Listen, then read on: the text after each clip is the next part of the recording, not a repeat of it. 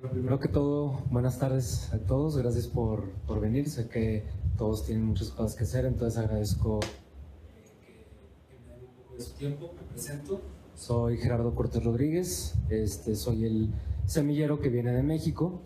Y antes, bueno, una pequeña introducción de por qué escogí este tema en particular. Pues al ser yo de México, pues seguí como toda esta corriente y soy pues fanático al fútbol. Y pues al estudiar Derecho me fui en contra de toda la corriente y decidí que me gustaba mucho el tema laboral, que creo que somos pocos. El propósito de esta, bueno, presentación es, creo que el tema se da para que sea un poco dinámica, no se presentan temas muy complicados o terminología compleja, entonces si tienen alguna pregunta o algo, con toda confianza pueden decirme. Comenzando.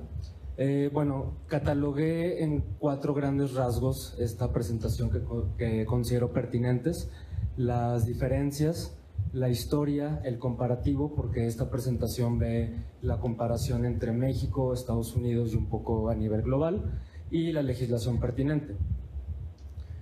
Primero que todo, vamos a ver un poco las diferencias, y es una diferencia muy puntual que nos va a servir más adelante para entender sobre la diferencia entre el derecho deportivo y derecho del deporte. A menudo pueden parecer términos iguales, pero no lo son. Y sobre esta diferencia es en donde más adelante se desarrolla un tema principal. Tenemos que el derecho del deporte es la aplicación de una rama autónoma del derecho a un caso concreto que por circunstancias está relacionada con el derecho. Por ejemplo, lo podemos ver en temas a lo mejor de marcas, de algún jugador o peleas, y todos estos casos van a ser resueltos por la rama autónoma correspondiente, ya sea el Ministerio Público, algún juzgado civil, juzgado familiar. Y el derecho deportivo es la aplicación de ciertas reglas que tiene un órgano deportivo para el correcto desarrollo de ese deporte. Por ejemplo, se me ocurren casos como las Olimpiadas, la FIFA, con todo lo de los temas de antidoping, el seguimiento de las reglas o requisitos para poder competir. Todo esto no se le atribuye o no le compete a un órgano autónomo jurisdiccional, sino meramente a los tribunales, por así decirlo, de cada asociación deportiva. Teniendo ya esta diferencia, podemos seguir un poco con la historia. Ahora, yo también dividí la historia en de los derechos de los futbolistas en el mundo, en Colombia y en México. Entonces lo que voy a buscar hacer es hablarles un poco de la historia de los derechos de los futbolistas en cada una de las partes y luego cómo hacer una comparativa entre todos. Vamos a empezar primero con el mundo porque es un poco más fácil. Hay un sindicato de futbolistas llamada la FIFPro. La FIFPro sale en 1965 y ya había ciertos sindicatos en Francia, en Holanda, en Inglaterra, y lo que deciden es: vamos a juntarnos, a hacer una convención en 1965 para darle, por así decirlo, poder de negociación a los futbolistas ante la FIFA, que es la Federación Internacional de Fútbol. Pero podemos ver que se creó en 1965 y hasta 1999 la FIFA reconoce a la FIFPro como el representante oficial de los futbolistas. Ahora vamos a ver por qué. Porque tuvo mucho que ver este caso, lo vamos a discutir más adelante, que es el caso Bosman. Y bueno, ahora la FIFPro tiene, por ejemplo, un torneo de FIFPro para jugadores que no tienen un contrato con algún equipo, y ya es reconocida como una asociación a nivel mundial en pro de los futbolistas. Estos son los miembros de la FIFPro. Podemos ver que está Colombia, así que muy bien. Estos son algunos otros países de aquí de Latinoamérica, de Sudamérica, perdón. Y como podemos ver, o no sé si alcanzan a ver así a simple vista, no se encuentra México. ¿Por qué? Porque hay una diferencia que la vamos a discutir más adelante, pero se las adelanto. En México los futbolistas no son trabajadores. y eso es algo que ha sido un problema a menudo.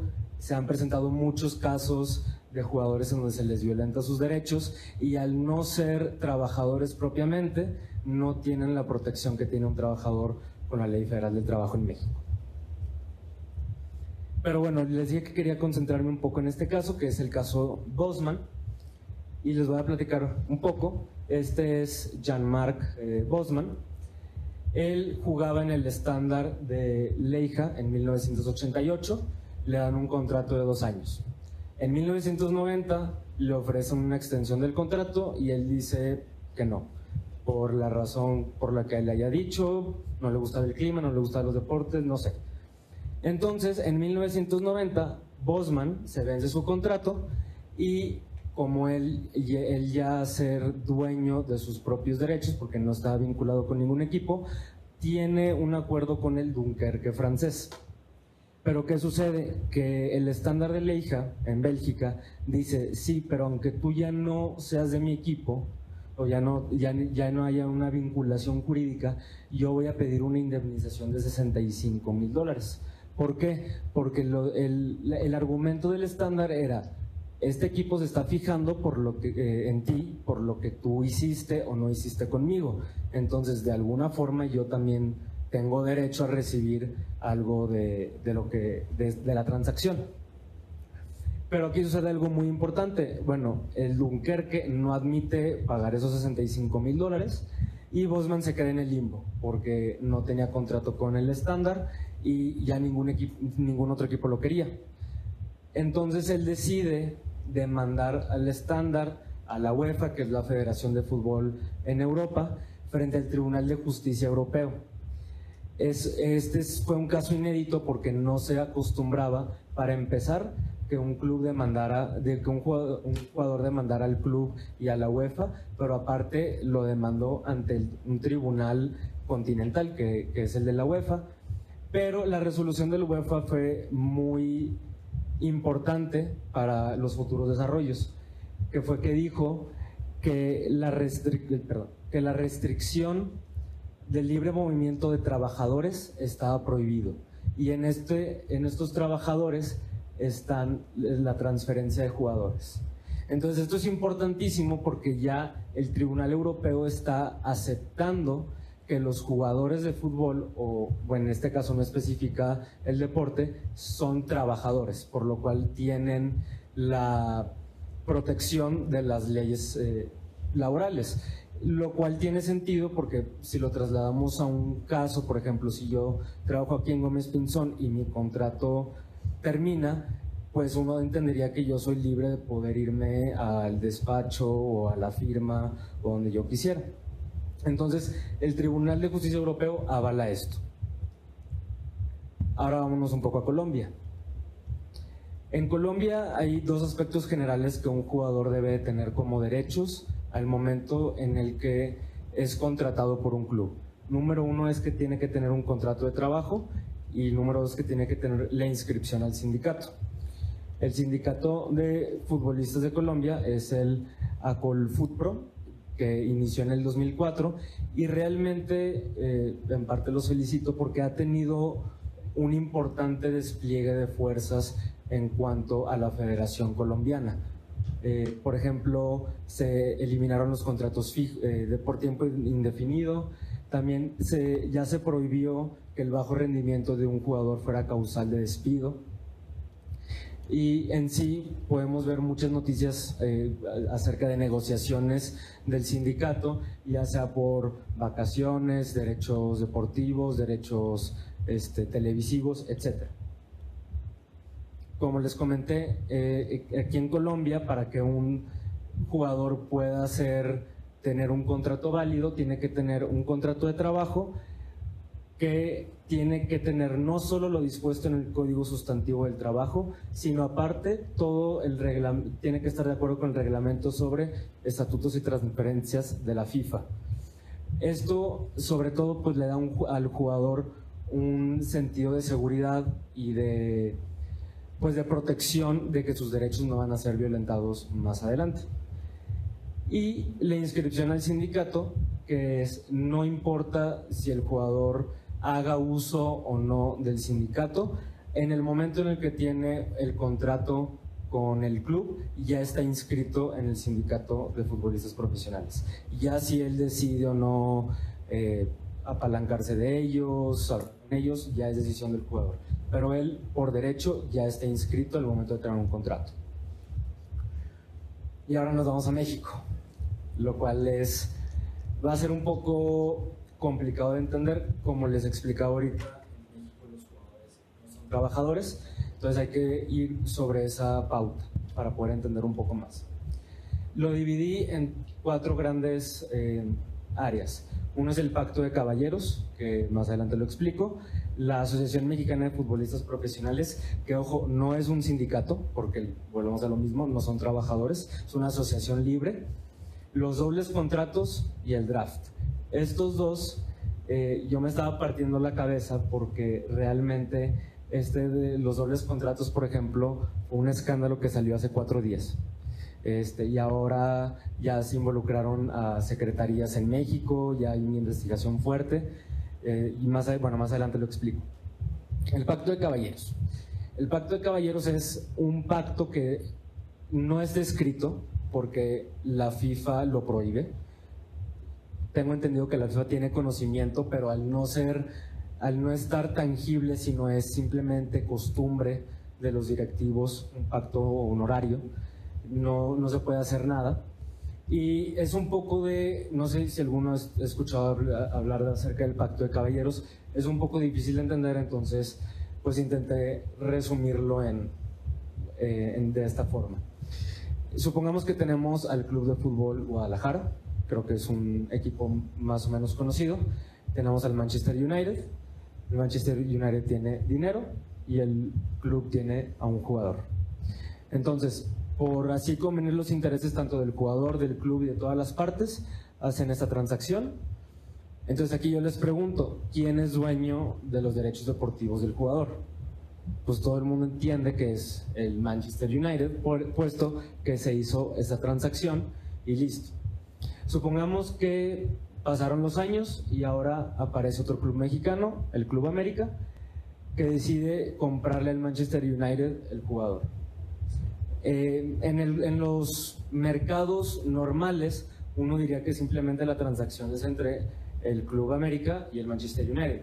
En el caso de México, por el Pacto de Caballeros, no es así. En este caso, el América tendría que pagar por el jugador al Manchester United y aparte solicitar el permiso al Club Guadalajara y pagarle al Guadalajara por los derechos de repatriación del jugador. Esto ha causado muchos problemas de jugadores mexicanos que están en Europa y que por algún motivo, supongamos que este jugador salió en muy malos términos del club, se pelearon o qué sé yo, y este club decide inhabilitar al jugador. Entonces ya ningún equipo de México, por el Pacto de Caballeros, puede fichar al jugador. Así sea libre, así pague la cláusula correspondiente al equipo de cualquier parte del mundo, el jugador no puede regresar a México. Esto claramente es gravísimo porque se están violentando no solamente los derechos laborales, sino los derechos deportivos, los derechos de decisión de cada equipo. Y bueno, es algo que la Asociación de Futbolistas Profesionales ha intentado erradicar. Se creó en el 2017, es relativamente nuevo, y fue conformada por jugadores emblema del fútbol mexicano. Por ahí no sé si les suena algún nombre como el Chicharito Hernández, Rafa Márquez, etcétera. Dijeron, realmente nosotros tuvimos que experimentar algunos problemas de nuestra carrera, hay que hacer que los nuevos jugadores no experimenten esto. Pero ¿cuál es el problema? Y vuelvo a lo mismo. Se hacen mesas de trabajo en un organismo independiente. Entonces uno dice, ¿qué tanto poder puede tener esta asociación en frente de los clubes o en frente de la Federación Mexicana de Fútbol?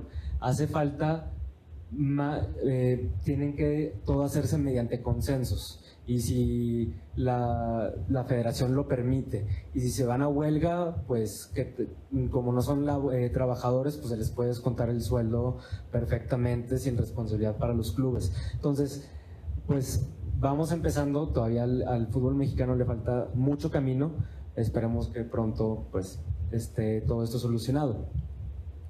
El escándalo de los dobles contratos que les comentaba que se sucedió hace unos días, este es el dueño del Fútbol Club Veracruz, los Tiburones Rojos, Fidel Curi, que además de ser dueño tiene un puesto en el gobierno para acabar las cosas, y él es el ex director técnico Guillermo Vázquez. ¿Qué sucede? Guillermo Vázquez era entrenador del club y un día decide renunciar, la semana pasada renuncia porque no le están pagando su sueldo. Pero luego, ¿qué sucede? Empieza la investigación y resultó que todos los clubes tienen que presentar ante la Federación Mexicana de Fútbol los contratos tanto con el cuerpo técnico como con los jugadores. Ojo, son contratos de prestación de servicio, no contratos de trabajo, por lo que ya discutimos. Pero resultó que presentaron ante la Federación Mexicana de Fútbol un contrato por una cierta cantidad de sueldo y por un tiempo determinado, y entre los individuos después acordaron otro contrato por otro tiempo y por otra remuneración en privado. ¿Qué sucede esto? Pues obviamente deja tanto a los futbolistas como a los entrenadores en un estado completo de indefensión, porque en el momento en el que sucede un problema, la Federación Mexicana de Fútbol va a decir: yo el contrato que tengo registrado es el que voy a respetar. Si tú luego tienes un contrato por $10 al mes, pues yo no sé si tú en privado ganabas el doble, el triple en euros, en dólares o en pesos. Yo el que tengo registrado es que tú aceptaste ganar $10 al mes. Entonces, a menudo los jugadores o desconocen esto, porque claro, de repente las personas no conocen sus derechos, o bien son presionados porque o lo haces de esta forma o simplemente no te contratamos. Y uno pensaría que después de toda la investigación, les dije pues que ya ciertas secretarías del gobierno mexicano ya se pronunciaron, realmente fue una, y uno pensaría que fue quizás la Secretaría de Trabajo, la Secretaría de Previsión Social, y no, fue la Secretaría de Hacienda. ¿Por qué? Porque ellos pues correctamente dicen: si hay dobles contratos, quiere decir que el club está pagando impuestos sobre el contrato registrado, no sobre el y si hay un doble contrato que no se está respetando, entonces son impuestos que no están pagando. Entonces, bueno, se abrió todo una investigación en parte del SAT, que es el Servicio de Administración Tributaria de la Secretaría de Hacienda y Crédito Público, a todos los clubes, no solo al Veracruz, sino a todos los clubes y a la Federación Mexicana de Fútbol para los temas de jugadores que van a jugar con la selección nacional. Y por último, el draft. El draft, no sé si de pronto ustedes han escuchado acerca del draft de la NBA o de la NFL, que es, bueno, simplemente se juntan todos los jugadores que no tienen contrato. A menudo el 99% son jugadores que se van graduando de las universidades, entonces su primer contrato, y los clubes se ponen de acuerdo en un sistema que todavía no entiendo bien para contratarlos. En México sucede algo más o menos parecido, que es que un día en verano, cada año, en Cancún, todos los directores de los clubes y los entrenadores se juntan en un hotel y dicen: tenemos 12 horas para hacer todas las transacciones dentro aquí del fútbol mexicano. Entonces, si yo, por ejemplo, puse a un jugador en la lista de transferibles porque ya no entré en mis planes, y resultó que ningún otro club de México lo quiere, después del término de 12 horas ya nadie de México lo puede firmar. Entonces también esto crea mucha incertidumbre para los jugadores, porque dicen: bueno, estoy de acuerdo que no entro en planes para cierto club, pero ¿por qué simplemente dan 12 horas para que otro equipo me contrate? Porque yo entiendo que si no me contrata en ninguno de los otros 17 equipos, tengo que buscar algún equipo fuera del país por las reglas del draft. Esto igual pues causa cierta indignación, porque México es el único país en el mundo donde se hacen estas prácticas. Igual no son prácticas que están en los estatutos escritos, sino son prácticas que ya se han hecho por más de 50 años, entonces la costumbre pues prevalece, y los directores de los equipos, así están acostumbrados a funcionar y no se ve que tengan mucho ánimo de cambiar en un futuro cercano. Esperemos si sea. Entonces ahora vamos a hacer un pequeño comparativo acerca de todo esto de lo que les acabo de explicar. Me remito al Código Sustantivo del Trabajo y en su artículo 5 define ¿qué es el trabajo? Toda actividad humana libre, ya sea material o intelectual, permanente o transitoria, que una persona neutral ejecuta conscientemente al servicio de otra. Creo que todos aquí podemos entender que entonces los futbolistas, según el Código Sustantivo del Trabajo, son trabajadores. Por ende, tienen toda la protección que el Código Sustantivo del Trabajo otorga. Además también tenemos la ley 1445 del 2011. Esta ley no es tanto hacia los jugadores, pero sí hacia los equipos de fútbol como empresas. Entiendo que antes, bueno, aquí en Colombia también había ciertas opacidades en cuanto a los equipos que como presentaban sus impuestos, de dónde salía el dinero, quiénes eran los socios, etcétera, lo cual daba pie a ciertas conductas ilícitas dentro del fútbol. Esto ya se cambió con esta ley. Los clubes con deportistas profesionales ahora deben de organizarse forzosamente como corporaciones y con todas las obligaciones que las corporaciones tienen aquí. Tienen que tener una precedencia de capitales lícitas y, bueno, no estoy aquí, pero tienen que presentar esa precedencia trimestralmente, si el número de accionistas es mayor a 500, si no me equivoco. Y además, para robustecer esto, la sentencia C-320 del 97 dice esta parte que es: en razón de estos convenios no se podrá coartar la libertad de trabajo de los deportistas. Si el club propietario del derecho deportivo no ofreciere formalmente un nuevo contrato laboral en un plazo de menor a 6 meses, el jugador quedará libre de negociar con otros clubes de acuerdo a los reglamentos internacionales. Entonces, en este caso, una vez más Colombia, pues muy bien. Ahora vamos otra vez a la parte triste, que es México, y la Ley Federal del Trabajo en su artículo 20 dice: ¿qué es trabajo? Se entiende por trabajo cualquiera que sea el acto que le dé origen a la prestación de un trabajo personal subordinado a una persona mediante un pago de un salario. Entonces también volvemos a lo mismo. Si nos remitimos a la Ley Federal del Trabajo, los futbolistas también son trabajadores según este ordenamiento. Pero en México pues no funciona así. En México son prestadores de servicio. Entonces de repente vemos a un equipo como el América, en donde podrá tener 20 futbolistas, pero ningún trabajador. Ahora, la jurisprudencia de la Suprema Corte menciona esto y lo pongo para crecer un poco la crítica, que dice: las juntas de conciliación y arbitraje, que son los tribunales laborales en México, tienen competencia para dirimir los conflictos suscitados entre trabajadores y patrones en el caso de la Federación Mexicana de Fútbol. Entonces aquí uno diría, bueno, ya la Suprema Corte está avalando, pero no. ¿Qué sucede? Entonces, esta jurisprudencia es excelente para el contador de algún club, o para el utilero, o para el que prepara la comida para los jugadores, pero no para los jugadores tal cual. No sé si me explico. Perfecto.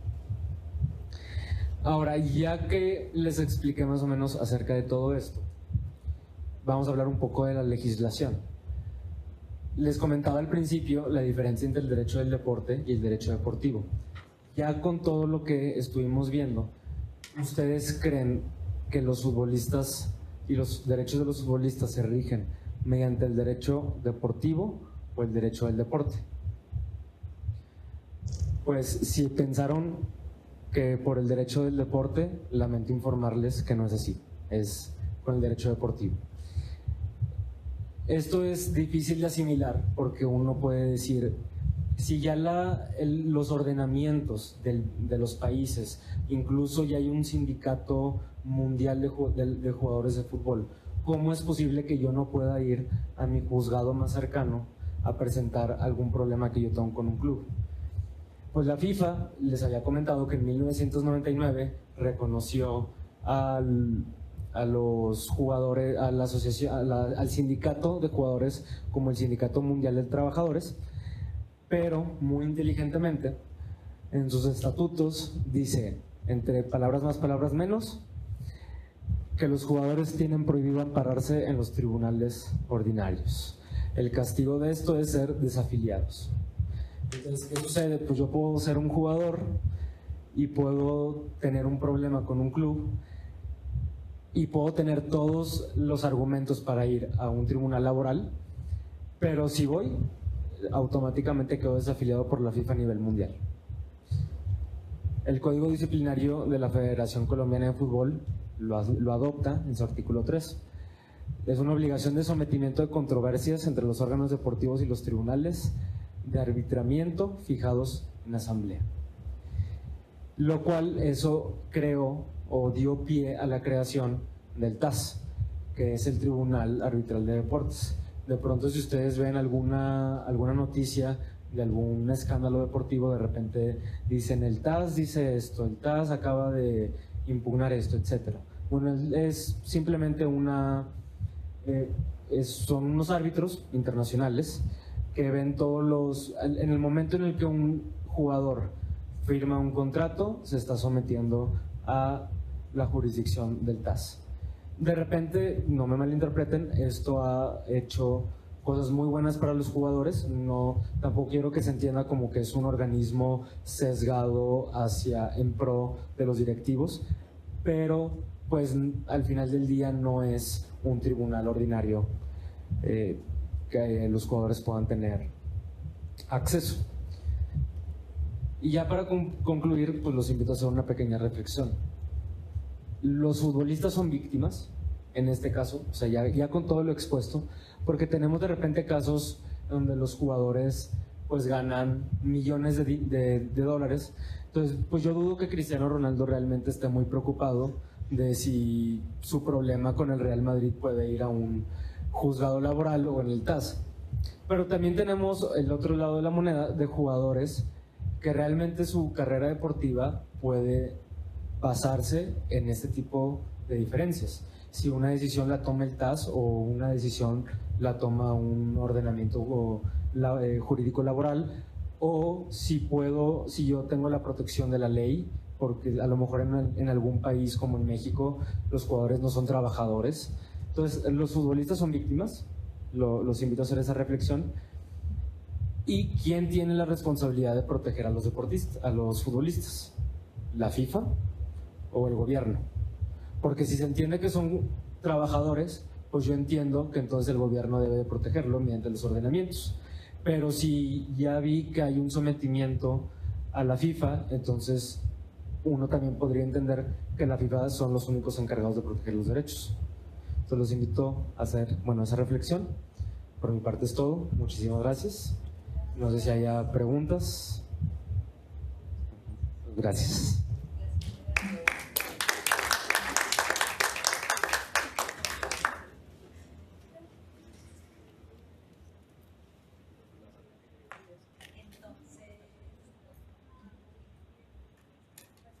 Entonces voy a pasar a claro, te la vamos a dar.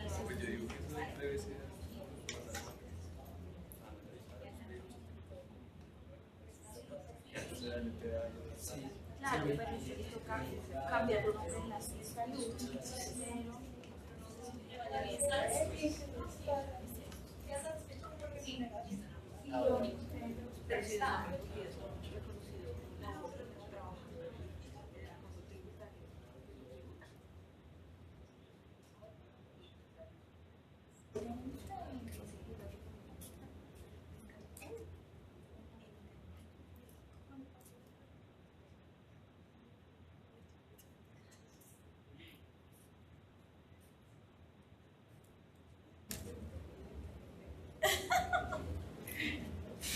Que si pensaste que yo se vería. Oye, y entonces, ¿en los futbolistas en México pagan impuestos o no pagan de acuerdo a sus ingresos? Sí. Pero entonces para eso sí son reconocidos como, no como trabajadores, pero sí como aportantes al sistema tributario. Tienen que, al momento, en México, cuando tú prestas un servicio tienes que poder tener la habilidad de dar facturas. Entonces, en el momento en el que una persona física, porque los jugadores son personas físicas, otorgan facturas tienen que darse de alta en el SAT y tienen que pues declarar todos sus ingresos. Pero bueno, volvíamos con la cuestión de los dobles contratos y esta investigación. Exacto, entonces ya hay un problema porque entonces no solo los directivos pueden resultar perjudicados de la investigación, sino también todos los futbolistas que están declarando unos pues, impuestos en base a una cifra. Exacto. ¿Y por qué no le mete nadie la mano a eso, ni la FIFA ni el gobierno? Pues yo creo que es una pregunta que también se hacen muchas. Es muy gris. Anotar en el punto 5. Y realmente con este tema de la asociación de futbolistas profesionales se ha intentado arreglar todo esto, pero luego también resulta que muchos jugadores, ahorita lo puse como jugadores emblema, son jugadores que ya también se están a punto de retirarse. Entonces son, por ejemplo, Rafa Márquez ahora es directivo de un equipo. Entonces uno también se pone a preguntarse pues qué tan imparciales van a ser, porque quizás ellos ahora no les importa porque están a punto de retirarse y pueden tener algún puesto directivo. Otras posibilidades. Claro. Exacto. A los jugadores. Gracias, muy interesante. Muy chévere. No, qué bueno que les gustó. Muy preocupante. Sí. Y entonces, ¿por qué tanto? O sea, tanto Pero por eso digo, son víctimas porque en México los jugadores ganan en dólares y ganan millones.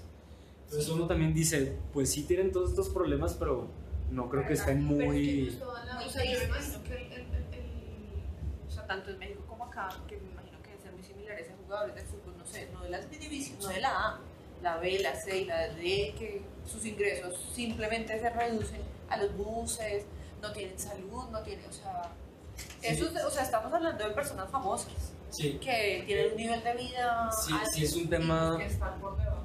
Es un tema muy gris, también algo que no toqué y porque realmente se iba a extender mucho. En México ya existe la liga femenil de fútbol. Entonces luego también es otro problema porque las jugadoras ganan muchísimo menos que su contraparte hombre, masculina, y tienen menos, aparte de menos ingresos, menos prestaciones. Le resultó que hubo un caso de una jugadora de un equipo de segunda división de la Liga Femenil que ganaba menos del salario mínimo, lo cual es de lo más ilegal en temas laborales. Claro. También todo este tema de en caso de que una jugadora resulte embarazada afecta directamente A la Es empresa. un tema de una incapacidad. pues, Las lesiones. pues hasta ahora va 6 meses de la Liga Femenil, no ha habido todavía un caso concreto y que yo tenga entendido no está no está contemplado. En caso de los hombres, si es una incapacidad por algún tema dentro de la cancha, entrenamientos, concentraciones, se tiene que respetar el contrato. Pero si es, por ejemplo, un caso de Salvador Cabañas, un jugador paraguayo, a las 4 de la mañana un martes estaba en un bar, se peleó con un narcotraficante y le pagaron un tiro. Bendito sea Dios, no murió, pero quedó incapacitado por el resto de su vida. Sí, ya jugado, Entonces, no pudo volver a ser. El Club América, que era el jugador, era el equipo, dijo: yo te pago todos los gastos médicos, porque si pues te embalas en la cabeza, toda la rehabilitación y eso, pero yo no te voy a pagar salarios. ¿Por qué? Porque pues también tú estuviste a las 4 de la mañana en un bar. Pues, o sea, tampoco los... Y eso entra toda esta parte de, pues, quién tiene la razón. En parte, pues sí, es cierto. El club Pero no sí, tiene responsabilidad de pagar ese tipo de situaciones, pero también uno dice que tanto es culpa de los jugadores, porque si ellos ya saben que su ingreso depende íntegramente de su bienestar físico, entonces yo digo, uno lo entiende, en este caso fue un accidente, pero en caso de que voy bajando los escalones y me tropecé, me dio un infarto. ¿Sabes por qué? Porque si ellos tuvieran un contrato laboral como nosotros aquí, venimos Nos pagan la incapacidad. Nos pagan la incapacidad. Si yo me, o sea, Claro, me pero quieren robar y algo me pasa. es pero que van ya a no es un decir- tema de incapacidad, sino de pérdida de capacidad laboral. Exacto. Pues no Allá laboral, son temas- de prestación del servicio. que En estás este prestando. caso es una pérdida, exacto. Ellos cotizan como independientes. Sí, son personas físicas con una actividad empresarial. ¿Sabes? Yo que pienso que eso es tan gris porque como se mueve tanta plata, porque en México mueve mucha plata en transacciones de jugadores. y hay tantas cosas que están amarradas que no son, o sea... Yo creo que lo que ha sucedido es, hasta ahora han sido tan pocos los casos problemáticos hacia los jugadores que realmente no hay una preocupación. O sea, el caso del Pacto de Caballeros, que es realmente un tema muy, o sea, es alarmante, ha afectado a 2 jugadores en toda la historia del fútbol. Entonces un jugador dice, pues, al final del día, si yo puedo ir, no hay problema. O sea, si me mandan a Europa a jugar, pues yo qué me importa si ellos hacen... Pero, por ejemplo, un jugador que ya está de salida, porque pues pasa en Colombia, todos van, juegan en, no sé, Europa, en China hacen plata, Estados Unidos también, y se vuelven a Colombia porque su carrera ya está en declive. Y pues es lo normal para el nivel de la liga local. En México no. ¿No? O sea, ya Hubo un caso de un jugador llamado Antonio de Nigris que tuvo que, a los 28 años, quería regresar y no lo dejaron porque se peleó con él. Digo, este fue el caso de una transacción, pero en caso, por ejemplo, si yo soy jugador y termina mi contrato y decido irme a Europa, en el momento de yo regresar, otro club tiene que preguntarle a mi club mexicano, y el caso de Antonio de Nigris fue ese, no pudo regresar, y tampoco Neri Castillo, otro jugador, ahorita está viviendo en Grecia, jugando en la, creo que en la tercera liga de Grecia, porque pues no pudo regresar a México a jugar. Entonces sí es un tema que, por eso mi pregunta de reflexión, pues para los que les va bien, o sea, para un Rafa Márquez, súper pues bien. no Para un Chicharito, excelente, pero para otro jugador dice, me aviento, no me aviento. Y luego también pues toda la parte de qué tanto los jugadores saben de sus derechos, porque muchos sí vienen pues no de, o sea, vienen de la pobreza, vienen de todo esto, no tienen la mejor educación, unos no tienen educación, y firman. ¿Y para los jugadores extranjeros es igual? Para los jugadores extranjeros es otro ordenamiento, tienen que, digo, toda la parte de migración de darse de alta como empresarios, les pagan, pero creo que, o sea, tengo entendido que en ciertos casos les pagan directamente a una cuenta que tengan en otro país, o sea, no en México, para no pagar, o sea, para no declarar. Es un tema también un poco gris y complicado. Un paraíso fiscal, para que no. Pues en tema de fútbol, México sí, es un paraíso fiscal. En otros temas no. En los clubes de fútbol han sacado documentales y pruebas de lavados de dinero constantemente, de dinero... Se presta para todo. Claro, porque si no hay trazabilidad de Fuga los de dineros. capital, esto. Hay un equipo que es Tijuana, y el dueño de Tijuana es también dueño de unos casinos. Entonces luego también de repente uno dio, o sea, no se necesita tampoco ser muy inteligente como para saber que ahí hay. Y luego también otro club en Sinaloa, pues ahí todo el Chapo Guzmán, hubo casualmente capturaron al Chapo Guzmán y tuvieron que vender como a 30 jugadores y mitad del estadio porque casualmente se quedaron sin dinero. Qué cosas. Por eso me sorprendió gratamente todo esto de Colombia, porque pues no son cosas que se escuchan en México, pero pues realmente son una protección a largo plazo, tanto para la federación, los futbolistas, para los jugadores, sí. O sea, para todos. Al final es un ganar-ganar. Pues muy chévere, Gerardo, muchas gracias. No, de nada. Oye, muchas gracias. Muy interesante. He aprendido hoy cosas nuevas.